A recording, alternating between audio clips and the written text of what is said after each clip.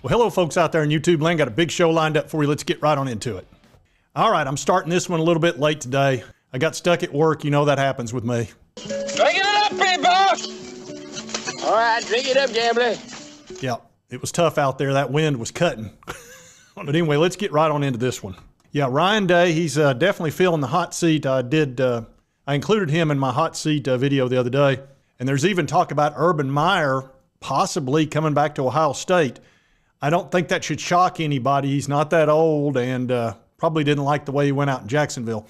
So there's a lot of talk of that. Of course, Ryan Day losing to Michigan, which was just catastrophic, honestly. And that's the fourth time in a row.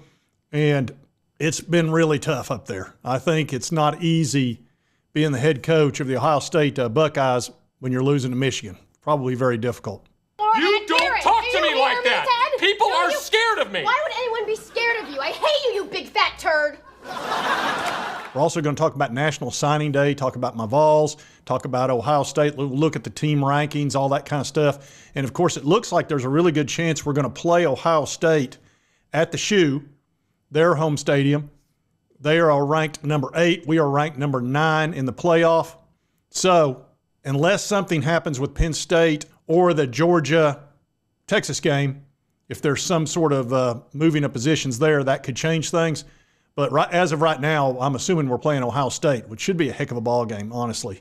I would assume they'll do that during the day, not at night, because it's going to be pretty cold up there. Of course, Vols just played in 30-degree weather against Vandy, so it shouldn't be too foreign to them. Now, I've shown you a bunch of video clips of people saying, fire Ryan Day, we can't take this anymore. 4 years in a row of this is just too much. Fire Ryan Day. It's the worst moment of my life. We got by Ryan Day. We can't lose 4 times in a row.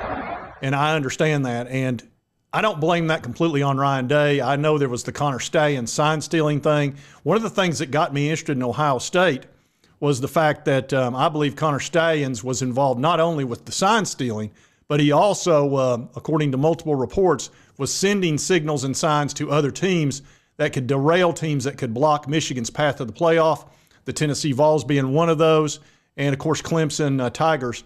There's reports that was done. Allegedly. Well, anyway, that got me super interested in finding out more about Connor Stallions. And, of course, Ohio State's been all over this. And I'm going to show you some video clips later of Buckeye Scoop. They've done a phenomenal job on this. But anyway, here's a guy that you'll recognize, Maxx Crosby, talking about Ryan Day. And he's a big Ohio State fan, and we'll let you listen to what he had to say. I was the biggest Ohio State homer. I'm still definitely a homer at heart, but I don't watch them like I used to. Obviously, it was horribly unfortunate to watch them lose to the bum-ass Wolverines, but I can't believe they even allowed that to happen. It just shows how I can go on about a lot of things, but I'm just going to keep it to myself, and I'm going to stay happy. I don't want to hear the name RD ever again. Bring Urban back. I'm not watching a game again until Urban Meyer is the head coach of the team. Like, if Urban doesn't come out of retirement, is Ryan Day still cool to stay as a Buckeye? No. So I'm sure it's pretty difficult up there being Ryan Day right now. Well, I can tell you the report is that they had a players-only meeting, but Ryan Day was in that meeting. So it was players-only plus Ryan Day. And I'm going to let you listen to what Buckeye Scoop had to say about this, and this is a very interesting channel. If you know anything about me, I'm a big YouTube connoisseur. I really enjoy YouTube, and some of the channels out there are fantastic. And I know we're getting ready to play Ohio State, so I shouldn't be saying anything positive about them, but I kind of have to. This Buckeye Scoop's a great channel. It just really is. They do a tremendous job, a lot of inside information. The 2 guys you're getting ready to see, one of them was an All-American at Ohio State, played in the NFL. And then he's got another guy, Nevada Buck, who I don't know if he's an investigative reporter or what is. He brings the info, man. So anyway, I'll let you hear what they had to say about that meeting.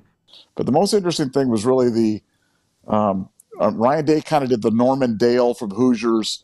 I apologize for nothing type of thing at the team meeting, where he had a choice of going one of 2 ways. He could have stood up and said, I messed up, guys. I apologize, and we'll be better. He chose the I believed in the game plan. I believed the game plan. I believed we were tougher than them. I believed that we could out physical with them, and I would do it again. That doesn't surprise me. Ryan Day strikes me as a very stubborn individual, and why he continued to run up the middle against their two best. Michigan's got two first-round guys as defensive tackles, and they kept running up the middle towards them. And I know their offensive line's a little bit beat up. It's like, why would you do that? You've got 5 first-round draft pick wide receivers on that team right now. I understand you got Judkins behind you, who's a great running back. But if you're going up against their strength, why not go around their strength or over it? You've got a really good quarterback, and you've got these great wide receivers that nobody can match up with. It doesn't make any sense unless you're just stubborn, which it sounds like he is, because he took none of the blame based on this report. Now let's talk about, is he thinking about going somewhere else? Like I said, I keep going back and forth in terms of what this means. Ryan Day either is really secure with himself and is really trying to kind of, push the kids in a particular way, or he's got one foot out the door. I mean, I don't know how else to read it. Lots and lots of rumors about, his longevity here. And I'm talking about from his standpoint. I think that, he's clearly a guy that's been in demand. There's lots of teams and schools and NFL jobs swirling around him. And I know that his home life stinks right now. I'm sure his family does not like being in Columbus, Ohio right now, because, it's brutal when you lose and it's brutal when you're the family. And Ryan's getting it from all directions right now. But that's the scoop on the team meeting. I don't know if you've ever had those players only meetings with the. Yeah, so it sounds like it's not a whole lot of fun being the head coach up there. And the players-only meetings, look, I played Division I sports myself, but it was golf, okay? If you screwed up, nobody really cared outside the team and your family and a very small fan base. And, I played at UT. So I don't remember having any players-only meetings. Plus, like I said, we didn't have 5 million people watching us play. So it sounds like he didn't take any responsibility for it, and he may not be real happy there, and they're not real happy with him. Now, I have kind of carried Ryan Day's water, if you've watched this channel, because I feel like they've really been too hard on him. The guy wins at like almost a 90% rate, but because he's not beating Michigan, he's no good SOB up there in Ohio. And I believe me, I understand that. We have our rivalries here that make people a little bit crazy. And the Michigan-Ohio State, really, Ohio State doesn't have anybody else to worry about in the Big Ten other than really Michigan, because they beat up on everybody else. So it's just the bragging rights are a big deal. They really are, and they can't understand losing 4 times to them. Like I said, I think Connor Stalions had a lot to do with those first 3 times. This one makes no sense. I don't know if it's just really bad coaching, because there's no way they should have been able to stay on the same field with Ohio State, and somehow they did. And here they talk about if Ryan were to leave, Urban Meyer. What's life like after Ryan Day? And if Ryan Day decided to leave, or if Ryan Day was encouraged to leave, or whatever the circumstances were, if there was a vacancy in the Ohio State coaching job, the question is, where would you turn? And it's been kind of fanciful thinking to think about, could Urban Meyer make a triumphant return? And it's something that's been kind of a running joke for a while. With us, just kind of like, hey, wouldn't that be great? Yeah, great. That'd be awesome. But got some intel that might actually be something that could happen, and that obviously a lot of things would have to line up. But if there was a vacancy, Urban Meyer would get a call. So anyway, I thought I would show you that because it sounds like they wouldn't mind Urban Meyer coming back. I think they probably celebrated, honestly. I think they've had their fill of Ryan Day. Now, look, I'll go ahead and tell you, this team is so talented, it is possible for them to win the Natty this year. And believe me, if that happens, they'll forgive him for the Michigan thing. Now, come next year, he better beat Michigan, but they'll forgive him. Even if he has a nice run, they'll forgive him to a certain level. But if he were to lose the first game, for example, let's say Tennessee goes up there and beats them on their home field after Michigan just did, and I can go ahead and tell you, Ohio State's going to be favored in this game, without question. So that would be another upset on their home field. Not as bad as the Michigan upset, but it would be pretty bad in their minds, I'm sure. So anyway, I thought I would show you that. And again, if you want to know what's going on in Ohio State football, Buckeye Scoop's fantastic. And I do know what I'm talking about on that. So anyway, I actually just subscribe to him. Hey, if I see something good, I'm going to tell you. All right, now we're going to get into the National Signing Day, and we'll talk about the Vols here for a minute, and then we'll also look at all the other teams and the rankings and all that kind of stuff. We'll talk about David Sanders as well, which is funny. We've been talking about Ohio State. There was the possibility that he might end up committing or signing with Ohio State, although I think that has been tamped down quite a bit, and it sounds like he's probably going to stick with Tennessee. There was talk he was going to go to the Michigan game. He didn't go. And then, of course, after they lost, everything's kind of in flux right now. So anyway, I still feel pretty good about David Sanders coming to UT. And Tennessee wound up with an overall rank of 10th, which is, top 10, not too bad. Picked up a really nice super high 4-star in Isaiah Campbell. He was a flip. He had decommitted from another team, and we picked him up, he's our number 1 right now. David Sanders would, of course, be above his at 98, I believe. And then we picked up some really nice players, another defensive lineman who's a top 100, another guy that's 100th, tight end, and on down the line. George McIntyre, of course, at one time was a 5-star. They've got him down as a 4-star right now.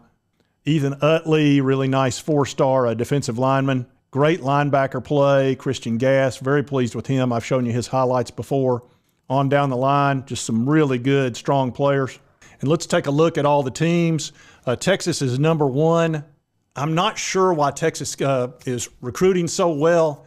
I guess it's just everybody wants to play for Steve Sarkisian. That's the only thing I can figure is playing a role. I'm sure it's not oil money.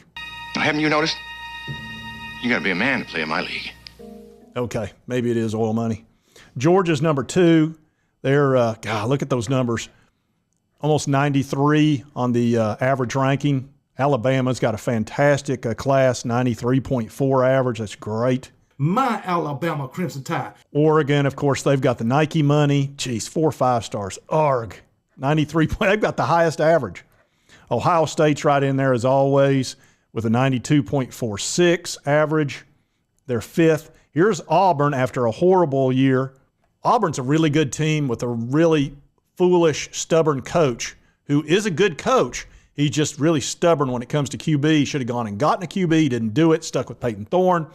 Nice guy, Thorne, super smart. Not the greatest quarterback I've ever seen. And they wound up being 5-7, which is a travesty. Anyway, they're going to finish 6th, obviously. And next year, they're ranked like 1st or 2nd. Michigan's coming in there. They are spending the big bucks. They got that quarterback that they nabbed from LSU, paying him $11.5 million instead of the $6 million he was going to get at LSU. Bryce Underwood. And, of course, that pushed LSU down to number 8. They were much higher than that before losing Bryce. There's A&M. They're sitting up there with a 91.8 average. That's really solid. And then 10th, obviously, is Tennessee with a 91.3. Here comes, by God, Florida, sitting there with a 90.6 average, number 11. They were outside of the top 50 when it was Billy Napier was going to get fired, but they've forgiven Billy. He's got it turned around. He finished 7-5 this year. It only took him 3 years to get to a winning season. And I'm really taking it in the comment section. They're wearing me out. Oh, we stole the best safety that you had in your class, and you'll never be the same. I bet you wish you had Billy Napier. No, I'm very happy with Josh Heupel. Don't worry, Florida. But I'll tell you what, if you're worried somebody might get Billy, I've told you the easy answer. Extend his contract another 3 years, give him a nice raise to like $9-10 million a year, and make it all guaranteed. That way you can never fire him. That's what I'd do. That'd be the safe bet. But, that's me. Anyway, congratulations for at least, showing up and recruiting big time. Notre Dame sitting at 12. Look at USC, man. They used to be top 5 all the time. They're at 13th. Ole Miss, that's good for Lane Kiffin. 14th is good. Normally he doesn't care about recruiting that much. He just goes in the portal.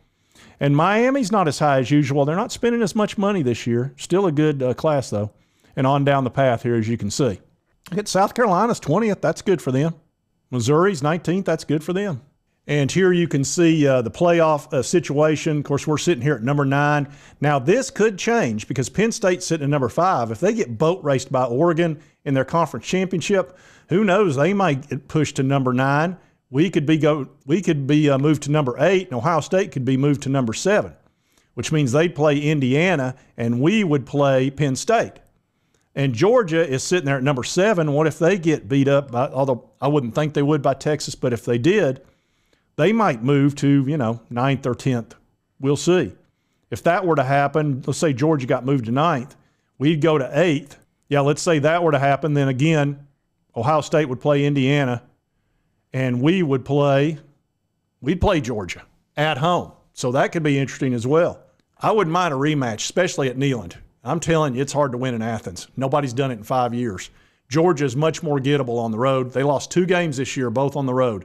Nobody beat them at home. But here's the thing for Tennessee. 2 weeks ago, we were out of the playoff.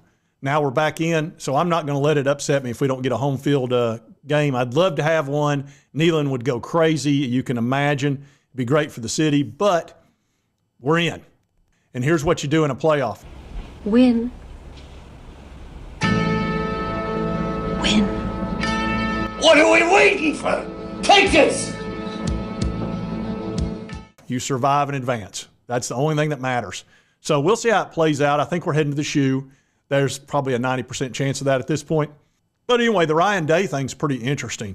Sounds like they're missing Urban Meyer big time. And I can understand why. Did he win one? I think he won 1 natty up there. Did he win 1 or 2? He won either 2 at Florida or 2 at Ohio State. I can't remember. Anyway, y'all can remind me in the comments. Great coach, no doubt. Left kind of ugly down there in Jacksonville, and I'm sure Ohio State would like to have him back. He'd probably be very successful, I would think. Anyway, if you like this content, be sure to hit that like button. Let's me know. Continue to cover all these big college sports stories. If you've not subscribed, please stop texting me for a second.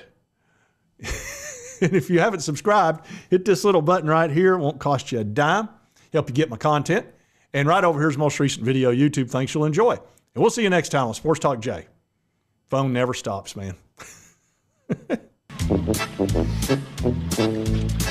Merry Christmas!